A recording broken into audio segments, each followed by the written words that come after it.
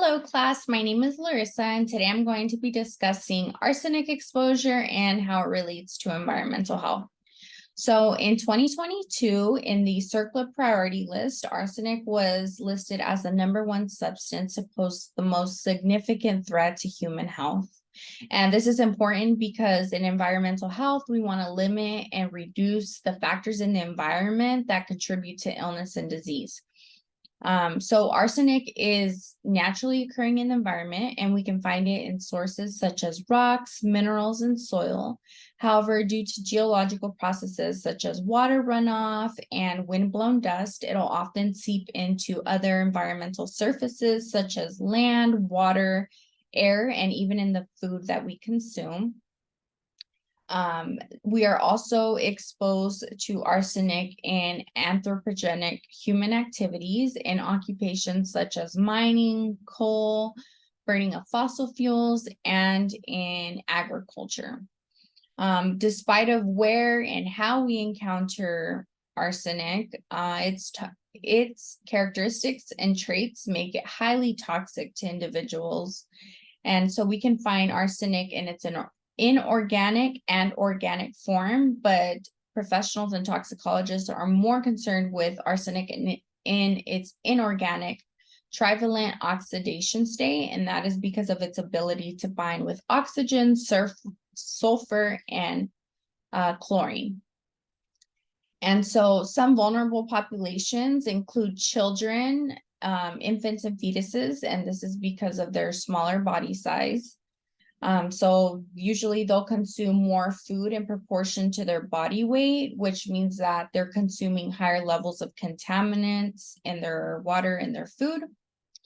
And so this is detrimental to their health because arsenic is known to cause damage to their growth and development, and usually leads to lowered cognitive abilities, such as it affects their memory, their learning, and just their overall performance in school.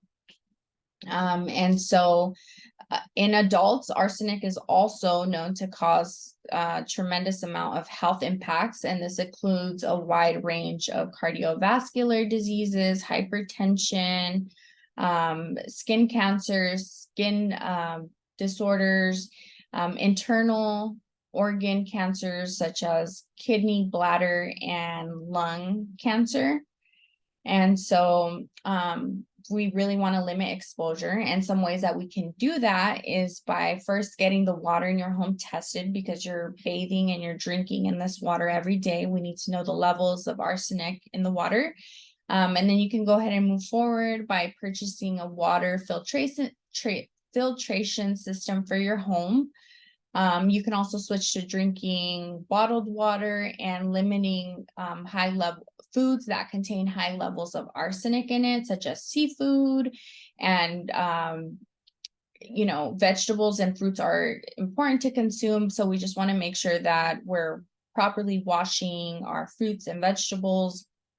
And yes, and so if you have an infant that is formula feeding, you want to make sure that you research safe, non-toxic, free of metal formulas for your baby, as well as if you're working in any of the occupations that I previously mentioned, that you're taking the proper safety measures, such as wearing PPE and undergoing the proper treatment so that you limit those work hazards.